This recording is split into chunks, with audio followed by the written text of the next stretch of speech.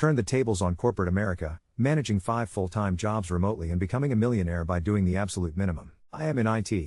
I have a fairly niche title that everybody wants right now. I have 5 full-time jobs, 4 of which are Fortune 500 companies. If I manage all 5 for a year, I will make around $1.2 million in 2022. I made $16 an hour in 2016. I'm still struggling grasping the sheer amount of money dumping into my bank account. At the start of 2021 I got a new job. It paid around $70K, $105K to /170K, more than I was making at my previous job. I had the inside scoop from a previous coworker, so I was able to name drop and negotiate effectively. I was tempted to keep both jobs, since due to COVID both were fully remote. My fiancée is incredibly risk averse, so she talked me out of it.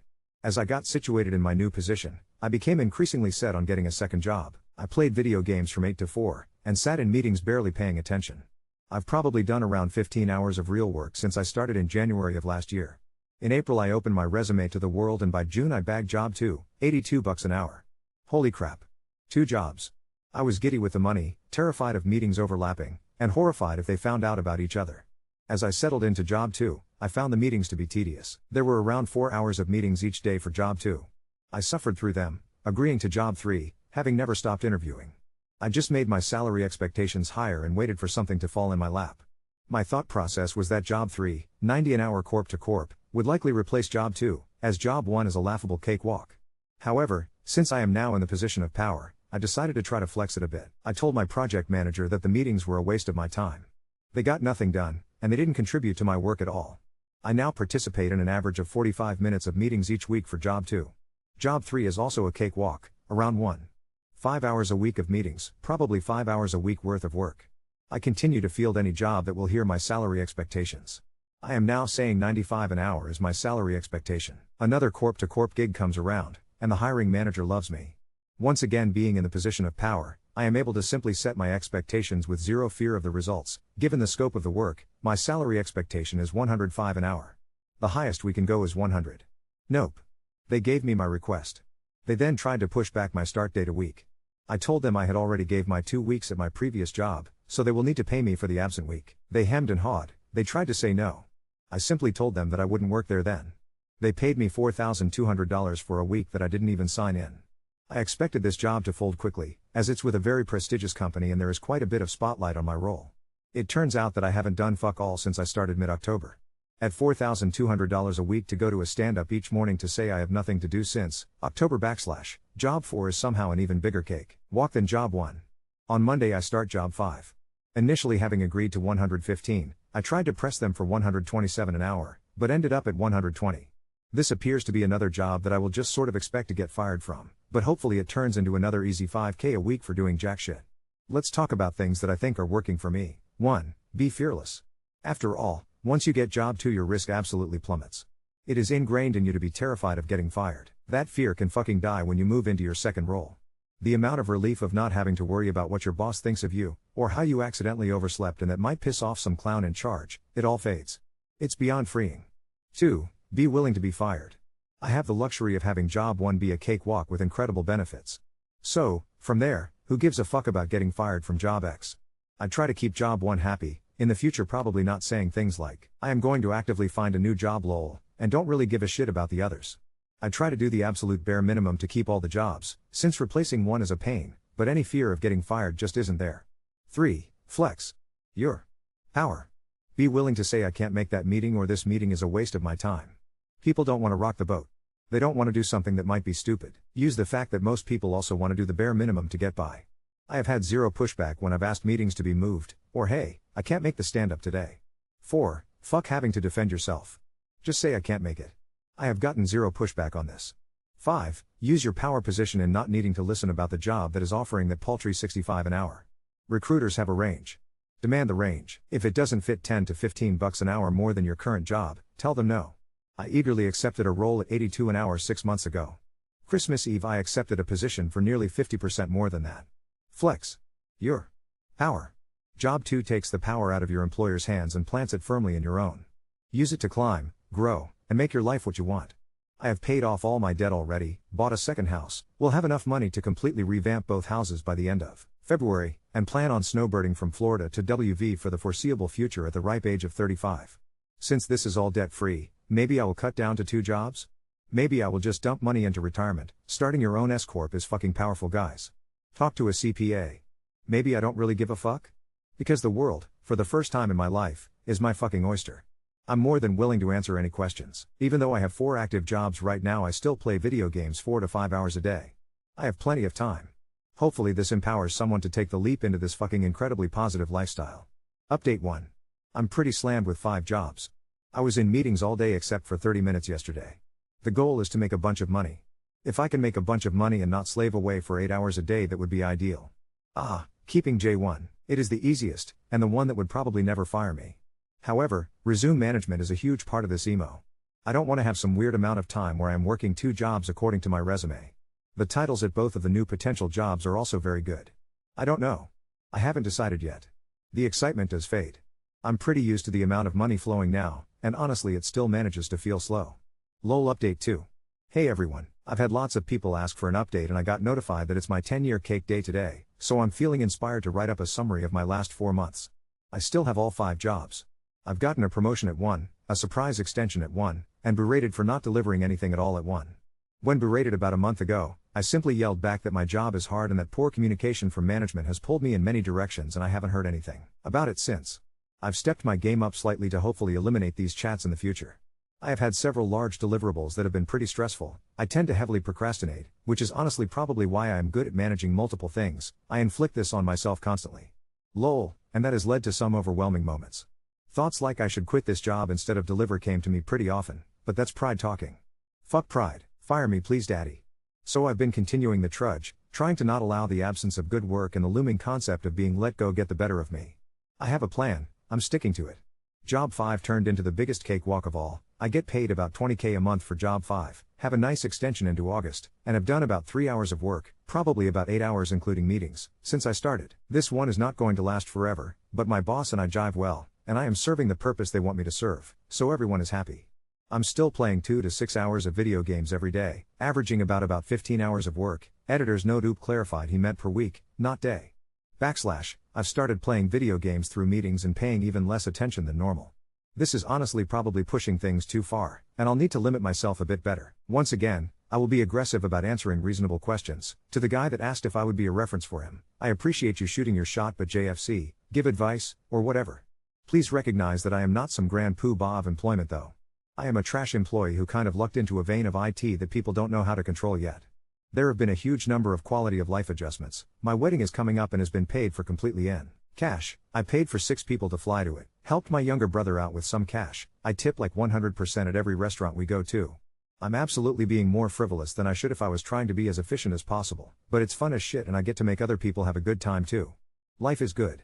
There was another dude in the previous post that was an SRE, site reliability engineer / and he just flat called me a liar because his job was so demanding. I think being an SRE is a place where you can chill, or inflict a ton of positive change if that's what you're into. I think the real secret sauce is knowing how to be a shitty employee without anyone really catching on, rather than being an SRE specifically. Update 3. Hey all. It's been 8 months since my original post which can be found. My update post can be found, which was 4 months ago.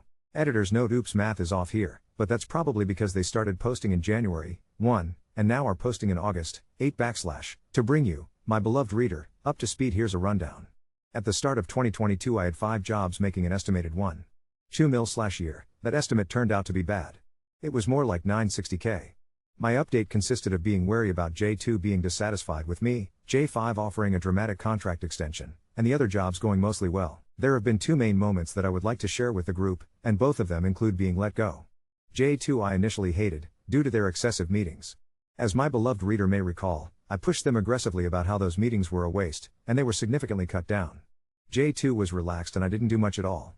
My leadership changed at about the 6-month mark, and immediately my new supervisor smelled the foul stench of a dogshit employee. At first I thought he was simply grumpy in general, but it turned out he wasn't interested in continuing my contract. He scheduled a meeting about 3 months into being my boss, and explained that he was frustrated that I don't deliver anything. I yelled back that my job is hard, and didn't hear much from him over the next 3 weeks. With no real warning, the contract company I was working through emailed me and told me I was no longer an employee with them, pack your laptop, yada yada. While you could say his comment about me not delivering was a warning, there was no actual talk of you aren't delivering well enough, if you don't improve you will be let go. If this was my only job I would be angry and poor. J5. I truly miss job 5. My boss used me as a scalpel occasionally after I met my initial goals. We got along amazingly well. I barely worked. She knew I barely worked. I got the weird crazy shit done that she needed a consultant to handle that an employee might get in trouble for. Truly an amazing gig. She said my contract would extend into 2023. Insert frowny face here. The economic downturn led to the money drying up for all consultants at this company, of which there were many, and I got about 1 week of notice, in the middle of a 3-week vacation I was on, that my job would effectively not be available when I got back. My boss reached out, apologized for the abruptness of it all, and we said our farewells. If this was my only job I would be angry and poor. This, to me, is why we do what we do. In one instance I got fired for being a shit employee that deserved to get fired. In the other my boss is exceedingly pleased with our working relationship, but the company chose to protect profits over giving a shit what the impact was to the individual. In both cases the company chose to utilize a safety net to protect itself. It has the luxury of shedding employees in order to protect the plans or financials of itself as an institution. OI allows individuals to develop their own safety net. It provides a solid "you fuck on me? I fuck on your" relationship with these employers that truly don't care, due to the nature of capitalism, profit focusing, and corporate mindset. It levels the playing field considerably. For those of you reading that suffer from a deranged moral compass that wants to bootlick for these abhorrent corporations that don't give a single flying fuck about you, I want you to consider the above 2 lessons. Very different perspectives, same exact result. As an overall life update, House 1 renovation is completely done, paid in cash. My Tesla has been purchased and received, paid in cash. I took a lavish vacation overseas and paid for 10 people to go, paid in points for travel, cash for the Airbnbs. House renovation 2 is set to be paid for and will hopefully begin at the start of this year. In essence I have shrunk down about 10 years worth of goals to about 10 months. With the 3 current jobs I make just under $600K, and I start a new job for this week. As always, I am pretty much willing to answer any question that doesn't dox my ass. I am a huge advocate for this mechanism of changing your lifestyle and your life goal timelines, and I hope to convince at least one more person to take the leap. Update 4. Hey guys, this is the 4th iteration of my path of OI. I started in about June of 2021 and have been updating semi-frequently since January of 2022. A bunch of you have asked for more updates, so here we are. For clarity, I will refer to all jobs by the number that they were received. As an example, J2 will be referred always as J2, though I am no longer employed there. J1 still going great, just got $50K dumped into my bank account as a bonus. Just got vested in all ways that I can get vested. The meetings are starting to increase due to team size and responsibility increases, but it would be pretty hard to beat the benefit/vacation/pay all in one, so I will probably keep it even if I have to drop down to 2 jobs. Ike. What the hell do I care? I'm a huge advocate for being dynamic, so we will see. J2, fired. They figured out I sucked after about 10 months. I did, in fact, suck. Oh well. J3, fired. The workload was pretty easy, but getting that workload done was misery. So many requests. I'm talking 7 individual requests to 6 different teams to get an alert created. Absolute ass. Sad that I suck for my super cool boss, but that's really the only negative. Lasted for about 1 year.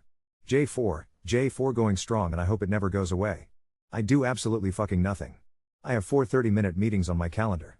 I go to 5 of them. I am on call, but I have been called a grand total of 3 times, and those wake-up calls are literally the only thing I have contributed. 245K so far to do damn nearly literally 0 things. Hilarious. I fucking love J4. J5, as you may recall, I loved J5. My boss and I got along marvelously. Due to the economic downturn I had to say goodbye, but she called me and I'm back. Whoop whoop. Start date is in a few weeks. Hell yeah, these wings are apparently unmelting back to wings as a plummet to the earth. Rad. J6 sucks so bad. I was there for about 2 months. 120/H. They were just unsatisfiable. My go-to is to impress the shit out of them up front and fade away into the ether. Well, these guys just refuse to be impressed. Whatever. They paid me $40K to be frustrated and annoyed for 2 months. Worth. J7, this job just started, and I was brought on as a large group to another company to facilitate some SRE-focused changes. Good. Fucking Lord. This team is a joke. A sham. A terror to all things agile. Leadership is non-existent, we have no access requests get denied, stories get deleted and are called confusing, but that confusion isn't explained or corrected. I fully expect this job to just completely collapse. Who knows? Who cares? That's the rundown. If you're keeping track, that's effectively 4 jobs currently. I was down to 2 for a few months. It was honestly kind of relaxing. I'm still trudging along, just raking in money. My financial advisor loves planning shit with me, as I am pretty open to whatever. I'm young, and I've got a fuck ton of money coming in. Between my wife and I we made about $880K last year. On that note, holy fucking fuck taxes. Bruh. I'm about to send a goddamn house worth of money to the IRS. My CPA is still working on it, but the Fed is gonna get like $200K from my ass. Obviously worth, but holy cow. I think I paid like $23K in Fed taxes for the 2020 year. Crazy shit. With the 2 W-2 jobs and my wife's W-2 job, we have a good amount in taxes paid already, but I'm still gonna write a $130K check or some nonsense. Brutal. As part of my life advice column, don't forget to save for taxes if you have your own corporation. I was living the high life with 5 jobs.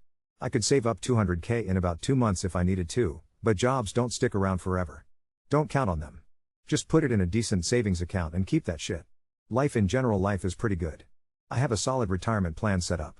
My arbitrary figure right now is to retire at 55 with a yearly stipend of about $230K until death with a before/after taxes wombo. Houses are sitting pretty, with a much needed facelift to one, and the other will start in the summer. I hired a buddy to learn how to be an engineer since I figured out how to set myself up and I like to help people. Dude is making $100K a year being a fucking rookie. Hilarious. I also get a nice tax reprieve from bringing him on as 1099, so that's nice. The hope is for him to kind of take over J7 if they ever get their own giant foot out of their own giant ass. Update 5. Hey everyone. Some of you may remember my original post here. I still get requests to update, and given that my J4 project was officially announced as closing at the end of September, I figured today was a great day to write out my experience, what I did with my money, and some closing remarks to fully close out this wild ride. This year, I've had 2 jobs. My original J1 is still my J1. I was promoted to principal and overall the amount of work I have to complete has significantly increased.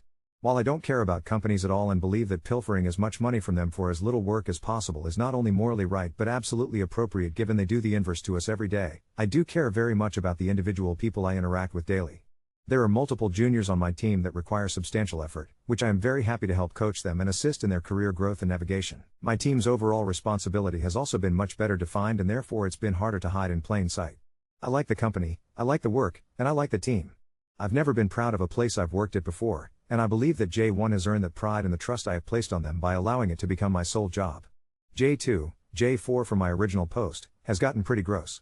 We were a team split in half by FTEs and contractors, 10 in total. We got a new manager early in the year who simply has no appreciation for how terrible the on-call is.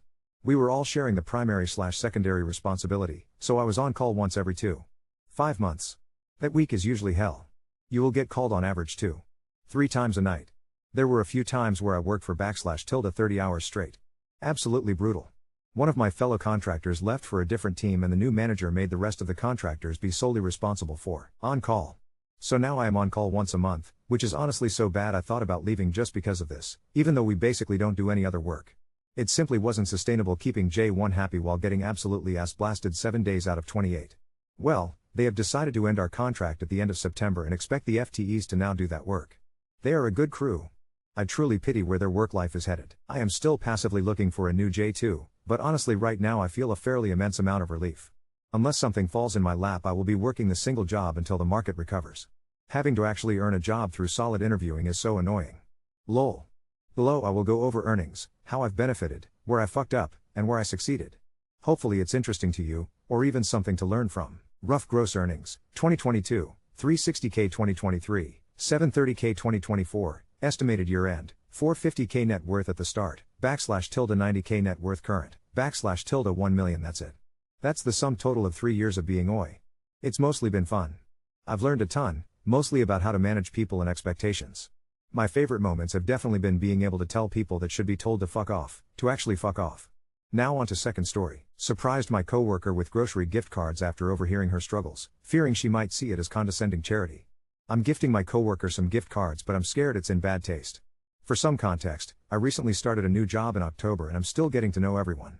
About a month after I joined the team, one of my coworkers joined us at my job and it turns out she's a returning employee. She had originally left but came back for reasons I didn't know. One day during lunch, she mentioned how she was cooking dinner so much and how she was getting kinda tired of some of the same meals over and over. Some other coworker suggested trying new recipes but she said it has to be enough to feed a pretty big family. She then mentioned that her husband recently lost his job and is in the search for a new one but he's not having the best luck. A few weeks later I asked if she was excited for Christmas, which looking back was a dumb question, and she mentioned she was worried about finances being a little tight and her kids not enjoying it as much. She's a lovely person and without revealing too much we work with kids and she's so amazing with them. I'm still in college and I went home for the holidays so I told my parents. We've been so lucky this year and we decided to get her 2 gift cards from 2 different grocery store chains at 100 each. I'm really worried she might find it offensive or that I'm looking down on her for charity, but my family and I really just want to spread the happiness and fortune we were given this year with others. My parents had financial troubles growing up and into adulthood and are so grateful they made it out. They want to help others in similar situations. I just want some advice about if I should give her this gift or not, out of fear of her not receiving it well. I don't want to talk to people Earl about this because I don't want to seem high and mighty or make it seem like I'm some saint who is doing this for the validation of others thinking I'm nice. I just need some real and honest feedback from strangers who don't know me to see if maybe I'm being overly friendly, something I have a bad habit of doing. Lol, I think I'm friends with everyone, or if this is a good gift. Update 1. I thought about anonymously, but since we don't have desks, only lockers/cubbies, it could create like an ethics issue where I'm going through to find hers, and maybe even guess wrong. Like I said in some comments, I really wanted this to be as private as possible. So what ended up happening was that she was in the playground kinda area with the kid she was watching. I was passing by with my kiddo and noticed her alone. She was blowing some bubbles for her kiddo and I was taking mine on a walk around the clinic. I mentioned I got her a small Christmas gift and if I should leave it in her locker. She told me exactly which one it was and told it was so sweet over and over. Don't worry though, our kiddos did not care about our conversation and probably won't tell anyone since they're nonverbal and really just wanted to get to their respectful activities. Lol. These kids love their walks and bubbles. Later on, she was leaving at 1, and I was leaving at 4:30, so when I was in the middle of a session with my kiddo, I felt some grab my shoulder and wrap an arm around me. My immediate reaction was to jump and turn around cause I thought it was a kiddo having an aggressive moment, but it was her slightly red and saying how nice and how much she appreciated it.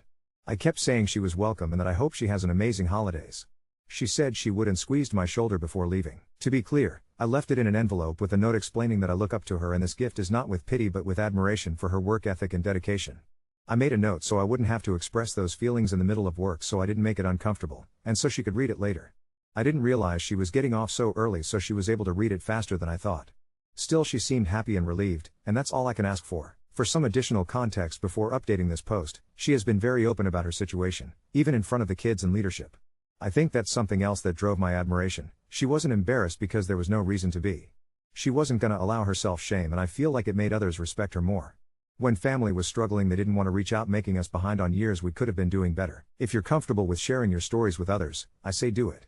If not, let this post remind you that you're not alone and that people care, even if you can't see them right now. With much love, Happy New Year, and Happy Holidays. Oop, reading a lot of these comments here and in the original made me tear up. All I wanted was to help and I think I did a little bit. Thanks so much for the support and advice. Hi all. Op here, and for some reason I can't edit the post, but I just wanted to say thank you for all your sweet comments. I just wanted to reiterate really quick that I did this for her, not for me. And most of all for those of us who wished we could have gotten help like this and for those who do need help. So if you see me like your comment complimenting me, no I'm not doing it as an ego thing and agreeing, but thanking you for also being lovely people who see others struggling and want to help.